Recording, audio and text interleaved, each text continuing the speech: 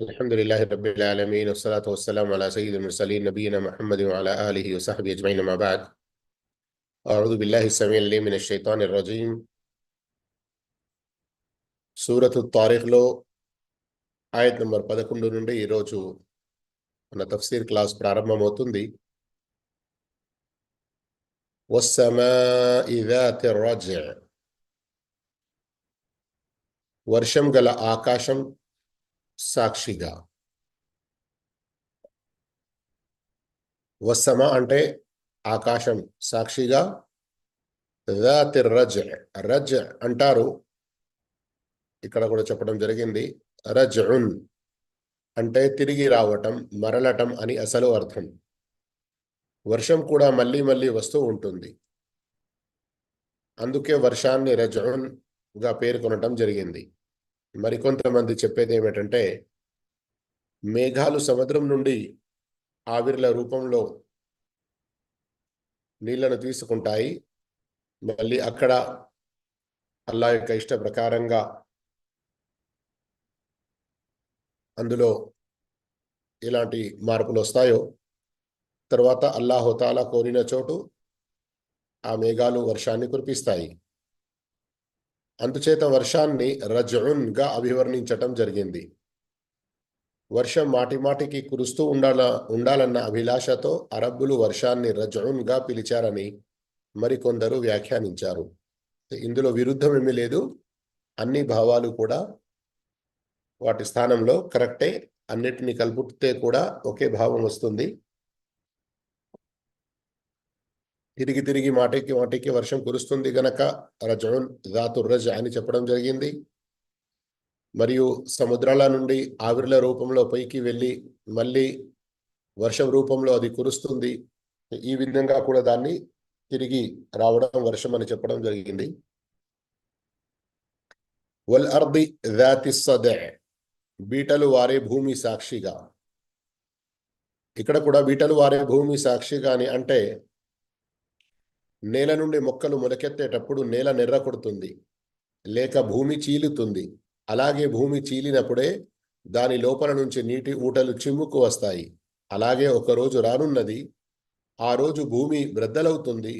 అప్పుడు భూగర్భంలో ఉన్న మృతులంతా సజీవులై లేచి వస్తారు. అందుకే భూమిని బీటలు వారేదిగా, నెర్ర కొట్టేదిగా వ్యవహరించడం జరిగింది. అల్లాహుతాలా ఆకాశం మరియు భూమి, ఆకాశం నుండి కురుస్తున్న వర్షం మరియు భూమి నుండి పండుతున్న పంట, వీటి యొక్క ఉదాహరణలు, వీటి యొక్క ప్రమాణం చేసి చెబుతున్నాడు. ఇన్నహు లకౌలున్ ఫస్ల్, నిశ్చయంగా ఇది నిర్ణాయకమైన వాక్కు. ఇక్కడ బ్రాకెట్లో మీరు ఖురాన్ అని చూస్తున్నారు, అయితే అనుమానం లేదు, కానీ ఇక్కడ మరో భావం కూడా వస్తుంది. అదేమిటి?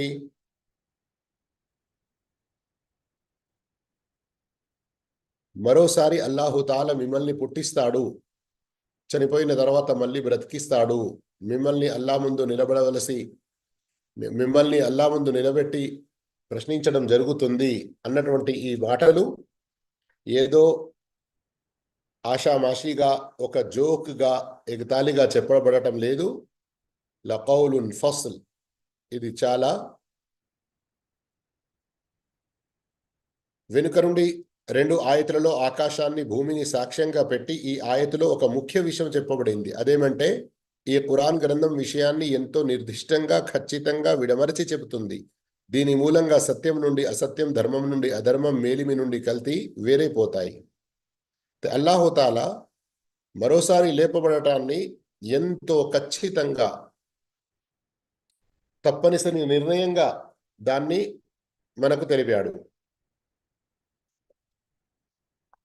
ఇక ఎవరైతే ప్రజలు ఈ మాటలు విని, అరే ఖురాన్లో వచ్చిన ఆయత్తులు అలాగే పాత కథల్లాంటివి అని అంటారో, లేదా ఈ పరలోక దినాన లేపబడే విషయాన్ని అంత ఖచ్చితమైన విషయంగా కాదు అన్నట్లుగా నమ్ముతున్నారో, వాస్తవానికి వారు చాలా తప్పులో ఉన్నారు. అందుకొరకు అల్లాహ్ తఆలా మరోసారి దీని యొక్క నిర్దిష్టత, దీని యొక్క ఖచ్చితమైన విషయాన్ని గ్రహించడానికి ఏం చెప్పాడు?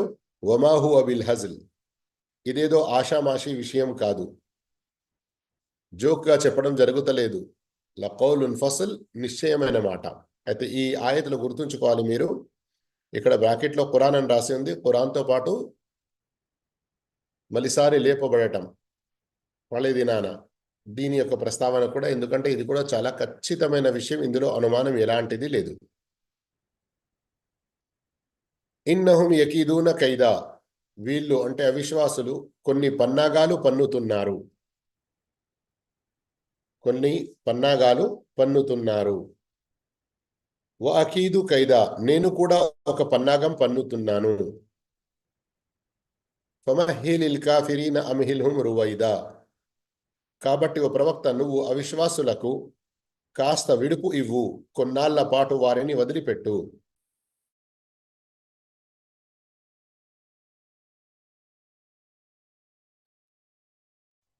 ఈ 3 ఆయతులు ఇక్కడ ఏదైతే మీరు చూస్తున్నారో, ఇందులో కూడా కొన్ని విషయాలు మనం గ్రహించాల్సి ఉన్నాయి. అల్లాహు తాలా ఆయత్ నంబర్ 16లో చూడండి, వ అకీదు కైదా, నేను కూడా ఒక పన్నాగం పన్నుతున్నాను. అయితే వేరే చోట ఖురాన్లో మీరు చూస్తారు, వయం కురూన వయం కురుల్లాహ్ వల్లాహు ఖైరుల్ మాకిరీన్.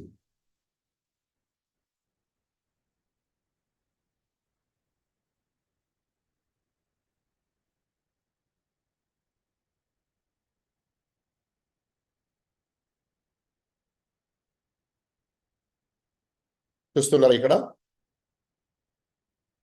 సత్య తిరస్కారం నీకు వ్యతిరేకంగా వ్యూహ రచన చేసిన సంఘటనను కూడా గుర్తుకు తెచ్చుకో. ప్రవక్త పట్ల ఎలాంటి, ఇక్కడ చూశారు కదా, వీళ్ళు అంటే విశ్వాసులు కొన్ని పన్నాగాలు పన్నుతున్నారు. ఈ సత్య ధర్మానికి వ్యతిరేకంగా, ప్రవక్తకు వ్యతిరేకంగా, ఖురాన్ను అణచివేయాలి అన్నటువంటి తప్పుడు ఆలోచనల్లో ఎన్నో పన్నాగాలు పన్నుతున్నారు. వాటి యొక్క ప్రస్తావన ఇక్కడ కూడా వచ్చి ఉంది సూరతుల్ అన్ఫాల్లో. ఓ ప్రవక్త, సత్య తిరస్కారుడు నీకు వ్యతిరేకంగా వ్యూహ రచన చేసిన సంఘటనను కూడా గుర్తు తెచ్చుకో. ఇది యంకురు బికల్లదీన, యంకురు వ్యూహ రచన అని చెప్పడం జరిగింది. ఏంటి అది? లియుస్బితూక, నిన్ను బందీగా పట్టుకోవాలా, ఔ యక్తులూక, లేక నిన్ను హత్య చేయాలా, ఔ యుఖ్రిజూక, లేక నిన్ను దేశం నుంచి వెళ్ళగొట్టాలా. ఇలాంటి ప్లాన్లు వారు చేసుకుంటూ ఉన్నారు. లేక నిన్ను దేశం నుంచి వెళ్ళగొట్టాలా అని వారు తమ తరఫున ఎత్తులు వేస్తుండగా, వయం కురూన్, అల్లా పై ఎత్తులు వేస్తూ ఉన్నాడు. వయం కురుల్లా వల్లాహు ఖైరుల్ మాకిరీన్, ఎత్తులు వేయడంలో అల్లా సాటిలేని మేటి. అయితే ఇక్కడ అల్లా గురించి మనం తెలుసుకోవాల్సిన విషయం, యం కురు లేదా మక్ర్ మరియు ఖైద్, ఇవి రెండు అల్లా యొక్క పనులు అన్నట్లుగా వచ్చాయి. కానీ ఇవి ఏమంటారు, వీటిని ఉలమా అల్లా యొక్క సిఫాత్, గుణాలు అని మనం నమ్మాలి. కానీ ఎలాంటి గుణాలు? ఎవరైనా ఇలాంటి తప్పుడు పన్నాగాలు పన్నినప్పుడు అల్లా వారికి వ్యతిరేకంగా ఏదైతే ప్లాన్ చేస్తాడో దానిని మక్ర్ మరియు ఖైద్ అని చెప్పడం జరిగింది. కానీ అల్లాహుతాలా ఏ ఒక్కరి పట్ల కూడా తన సృష్టిలో ఏ ఒక్కరికి వ్యతిరేకంగా అల్లా స్వయంగా తానంతట తాను ఈ మక్ర్ ఖైద్ ప్రారంభించడు. ఇది ఒకరికి జవాబుగానే ఉంటుంది. అర్థమవుతుంది కదా? అల్లాహకు అనేక గుణాలు ఉన్నాయి కదా. ఈ గుణంలో ఒక రకమైన లోటు ఏర్పడుతుంది అని కొందరు ఈ గుణాలు అల్లావి కావు అన్నట్లుగా తిరస్కరిస్తారు. అలాంటి తప్పులు మనం పడకూడదు. ఇక్కడ ఖురాన్లో ప్రస్తావన వచ్చింది కనుక మనం ఇవి అల్లా యొక్క గుణాలు, ఖైద్ మరియు మక్ర్ అని నమ్మాలి. కానీ ఎలా నమ్మాలి? అల్లా ప్రారంభించడు వీటిని, అల్లా ఒకరికి జవాబుగా ఈ విషయం తెలియజేస్తున్నాడు. రెండో మాట ఇందులో ఏమంటే, ప్రవక్త సల్లల్లాహు అలైహి వసల్లం వారికి వ్యతిరేకంగా, ఖురాన్కు వ్యతిరేకంగా, ఇస్లాంకు వ్యతిరేకంగా ఇంకా వేరే ఎన్నో పన్నాగాలు పన్ని ఉన్నారు అవిశ్వాసులు. వాటి యొక్క ప్రస్తావన, వాటిలోని ఒకటి ప్రస్తావన ఇక్కడ సూరత్ అల్-ఫాల్ ఆయత్ నంబర్ 30లో వచ్చి ఉన్నది. ఇది హిజ్రత్ కు సంబంధించిన సంఘటన అని మీరు చెప్పవచ్చు. ఎప్పుడైతే ప్రవక్త సల్లల్లాహు అలైహి వసల్లం వారి యొక్క ఎందరో సహాబాలు మక్కా నుండి మదీనా వైపునకు వలస వెళ్ళారు, హిజ్రత్ చేశారు. ప్రవక్త సల్లల్లాహు అలైహి వసల్లం వారు కూడా హిజ్రత్ చేయాలని ఉద్దేశించారు. ఆ సమయంలో మక్కా అక్కడి ఆనాటి పార్లమెంట్లో దారున్ నదవాలో అందరూ పెద్ద నాయకులు ఏకమై ఏం చేద్దాము, ముహమ్మద్ సల్లల్లాహు అలైహి వసల్లం వారిని ఖైదీగా చేసేద్దామా, కరసాలలో వేసేద్దామా, లేక హత్య చేద్దామా, లేక ఎక్కడికైనా బయటికి అంటే దేశ బహిష్కరణ చేసేద్దామా. చివరికి వారు ఒక అభిప్రాయానికి వస్తారు.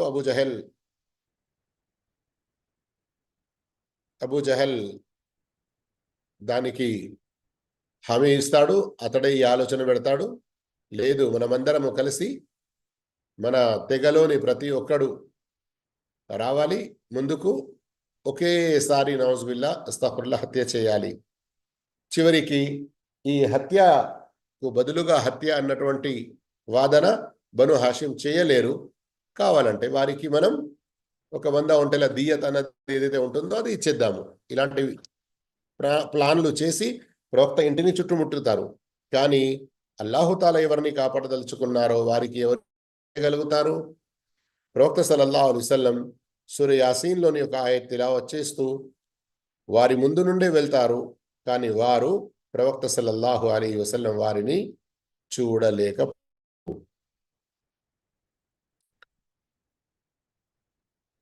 ఇక్కడ ఫమహిలిల్ కాఫిరీన అమ్హిల్హుం రువైదా, కాబట్టి ఓ ప్రవక్త నువ్వు అవిశ్వాసులకు కాస్త విడుపు ఇవ్వు, అంటే వారి ద్వారా నీకు ఏ బాధలు కలుగుతున్నాయో తొందరపడి వారికి వ్యతిరేకంగా ఏ బద్దువా చెయ్యకు, వారిని శపించకు, కొంచెం ఓపిక వహించు.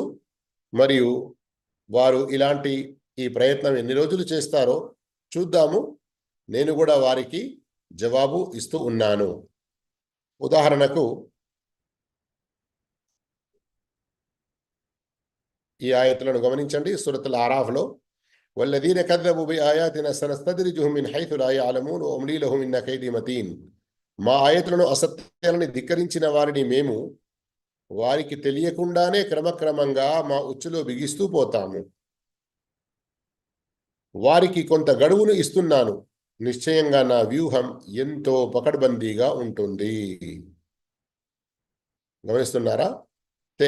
అల్లాహుతాలా ఎవరికైనా ఎంత పాపం చేసినా, ఎన్ని తప్పులు చేసినా, ఎంత అన్యాయం దౌర్జన్యాలు చేసినా తొందరగా అల్లా శిక్షించడం లేదు అంటే అందులో అల్లా యొక్క ఏదైనా హిక్మత్, ఔచిత్యం అనేది ఉంటుంది.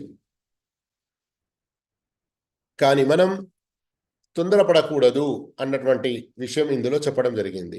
సోదర మహాశివులారా, ఈ ఆయత్ నంబర్ 17 వరకు సూరత్ తారీఖ్ పూర్తయిపోతుంది. అయితే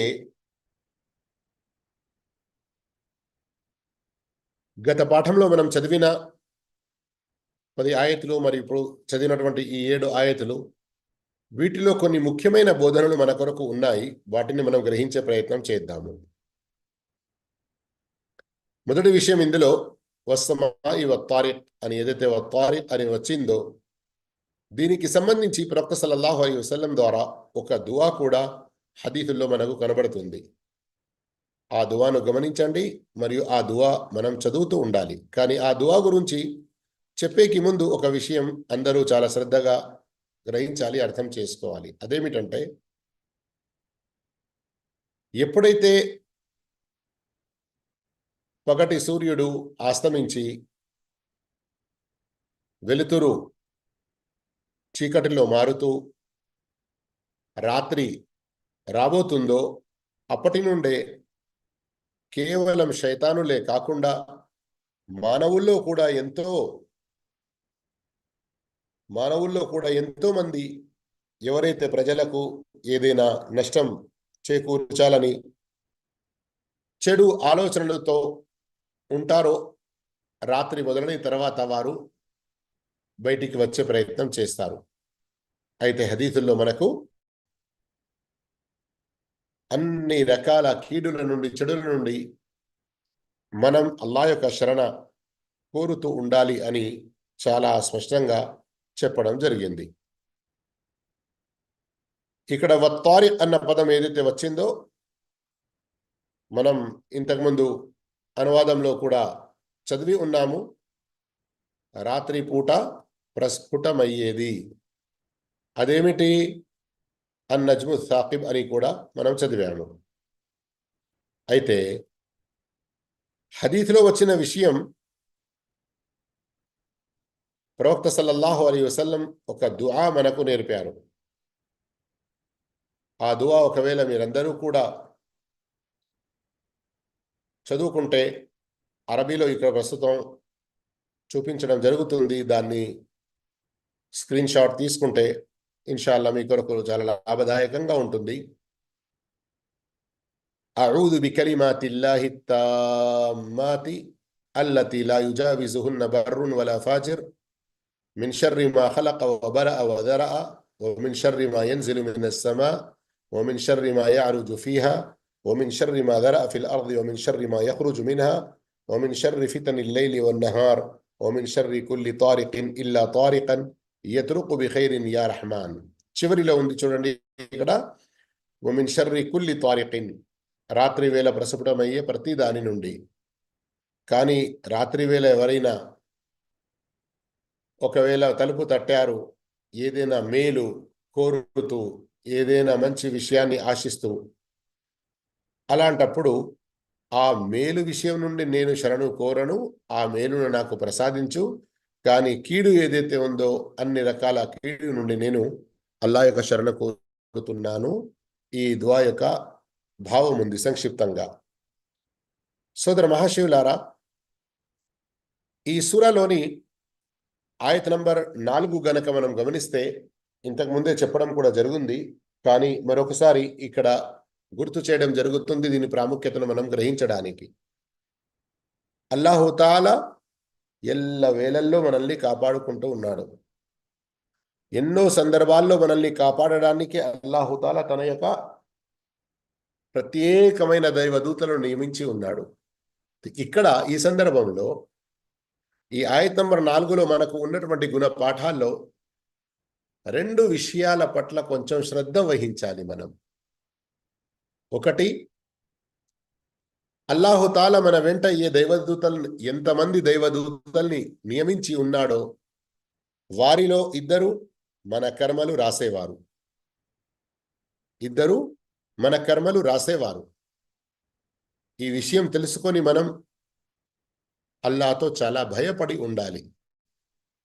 ఎందుకంటే ఏ అల్లాహ్ యొక్క ఆదేశంతో దైవదూతలు మన యొక్క ప్రతి మాట, ఆలోచన, మన కర్మ, మనం చేసేటువంటి పనులన్నీ కూడా రాస్తూ ఉన్నారు. ఈ కర్మల పత్రం అల్లాహ్ ముందు తెరవబడుతుంది. అల్లాహ్ మనల్ని తనకు దగ్గరగా పిలుచుకొని మన ఈ పాప పుణ్యాల చిట్ట ఏదైతే ఉందో, కర్మల పత్రం ఏదైతే ఉందో వాటిని తెరిపిస్తాడు. మన చేతనే, మన ద్వారానే అక్కడ మనం చేసుకున్న ప్రతీదీ చూస్తాము. ఈ విషయం పట్ల మనం చాలా భయం కలిగి ఉండాలి. ఎల్ల వేళల్లో పుణ్యాలు చేసే ప్రయత్నం చేయాలి, పాపాలకు చాలా దూరంగా ఉండాలి. ఇందులో ఉన్నటువంటి బోధనల్లో కనీసం ఒక 2వ బోధన మనం గ్రహించామంటే చాలా మంచిది. అదేమిటి? మనం లెక్కలేనన్ని అల్లాహ్ యొక్క కరుణ కటాక్షాలు, అల్లాహ్ యొక్క కారుణ్యం, అతని యొక్క దయ పట్ల చాలా మంచి ఆశతో ఉండి అల్లాహ్ పట్ల ప్రేమ అనేది పెంచుకోవాలి. ఎందుకంటే అల్లాహు తాలా అంత గొప్పవాడు. మన కొరకు ఎల్లవేళలో మనల్ని కాపాడి మన యొక్క రక్షణలో ఉండడానికి దైవదూతలను మన వెంట నియమించాడు అంటే అల్లాహు తాలా మన కొరకు ఎంత మేలును కోరుతున్నాడు. మరియు ఈ దైవదూతలు మరియు అల్లాహ్ వైపు నుండి ఈ రక్షణ ప్రతి మనిషి వెంట ఉంది. కాకపోతే ఎవరు ఎంత ఎక్కువగా అల్లాహ్ పట్ల విశ్వాసం కలిగి పుణ్యాలు చేసేవారు ఉంటారో వారికి అంత ఎక్కువగా అల్లాహ్ యొక్క ఈ రక్షణ, కారుణ్యం అనేది లభిస్తూ ఉంటుంది. ఈ సూరా ద్వారా మనకు బోధపడిన విషయాల్లో చాలా ముఖ్యమైన విషయం, కొన్ని ఏదైతే చెప్తూ వస్తూ ఉన్నామో వాటిలో ఒకటి, అల్లా మనిషిని ఏ రీతిలో పుట్టించాడు వేర్వేరు సూరాల్లో వేర్వేరు పద్ధతుల్లో తెలియజేస్తూ ఉంటాడు. అయితే ఇక్కడ ఆయత్ నంబర్ 5, 6 మరియు 7లో ఒక విధానం అల్లాహుతాలా ఏదైతే చూపాడో దాని యొక్క ప్రస్తావన వేరే సూరాలలో రాలేదు. అలాంటప్పుడు మనం ఇంతటి ఛీ అని అనుకునే అటువంటి వీర్య బిందువుతో అల్లా మనల్ని ఒక మంచి ప్రణాళికతో ఉత్తమైన పద్ధతిని అవలంబించి ఇంత అందమైన మంచి ఆకారం ఇచ్చి మనిషిగా పుట్టించాడు అంటే మనం ఆ అల్లాహ్ యొక్క ఎంత ఎక్కువ కృతజ్ఞత చెల్లిస్తూ ఉన్నా గానీ చాలా చాలా తక్కువ, చాలా చాలా తక్కువ.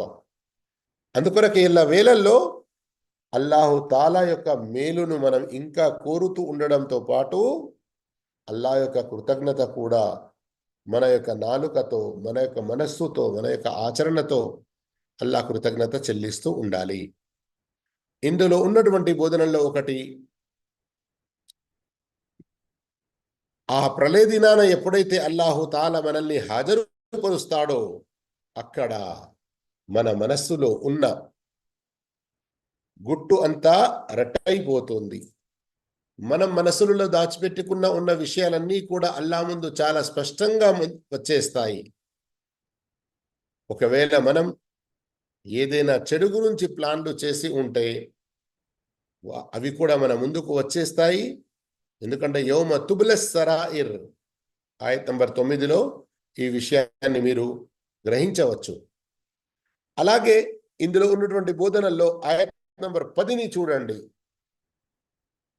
వాస్తవానికి ఆయత్ నంబర్ 10 ఒకవేళ మనం చాలా మంచిగా అర్థం చేసుకుని చదివామంటే చాలా భయకంపితులైపోతాము. చాలా భయకంపితులైపోతాము. ఎందుకని గమనించండి, స్వయం మనిషిలో ఎలాంటి శక్తి ఉండదు. నరక శిక్షణ నుండి లేదా మైదాన మహ్షర్లో ఏ గాంభీర్య సందర్భాలు సమస్యలు ఎదురవుతాయో వాటి నుండి తప్పించుకోవడానికి స్వయం ఏ శక్తి మనిషి దగ్గర ఉండదు. ఇహలోకంలో కొందరిని చూస్తాము కదా, వారు ఏదైనా ఆపదలో చిక్కుకుంటున్నారంటే దాని నుండి బయటపడడానికి స్వయం ఎన్నో ప్లాన్లు చేసి వారి యొక్క శక్తిని, యుక్తిని, అన్ని రకాల మేధస్సును ఉపయోగించి బయటికి పడే ప్రయత్నం చేస్తారు. స్వయం అతనిలో ఏమైనా లేకున్నా కానీ అతడు తన యొక్క పరపతి, తన యొక్క హోదా, తన యొక్క డబ్బు, తన యొక్క గ్రూప్ గ్యాంగ్, ఏ అల్లాహు తాలా అతనికి ప్రసాదించని ఇహలోకంలో అనుగ్రహాలు ఉన్నాయో వాటిని వినియోగించి వేరే వారి యొక్క సహాయం తీసుకొని బయటపడే ప్రయత్నం చేస్తాడు. కానీ ప్రళయ దినాన ఫమాలహు మిన్ కువ్వతిన్ వలా నాసిర్, స్వయం మనిషికి ఏ శక్తి ఉండదు, ఇతనికి సహాయపడేవాడు కూడా ఎవరు ఉండడు. అయితే ఈ విధంగా సోదర మహాశయులారా, ఈ సూరాలో ఉన్నటువంటి గుణపాఠాల్లో మరొకటి ఆయత్ నంబర్ 11, 12 గమనించండి. ఏ రీతిలోనైతే రజ ఆవిర్లుగా పైకి వెళ్ళి మళ్ళీ వర్షంగా కురుస్తుందో, ఒకసారి మనిషిని పుట్టించిన తర్వాత మరోసారి పుట్టించడం ఇబ్బంది, కష్టం ఏమీ కాదు అల్లాహకు. రాతి సద, భూమి యొక్క సాక్షి ఏదైతే ఇక్కడ చెప్పడం జరిగిందో, భూమి అది పగిలినప్పుడే విత్తనం బయటికి వస్తుంది, మొలకెత్తుతుంది. భూమి ఒకవేళ పగలకుంటే విత్తనం పగిలి బయటికి రాదు, ఏ మొలక అక్కడ ఎత్తదు. అలాగే ప్రళయ దినాన దీనికి సంబంధించిన ఒక హదీత్ సహీ ముస్లింలో వచ్చి ఉంది. Hadith number 9, hadith number 2955.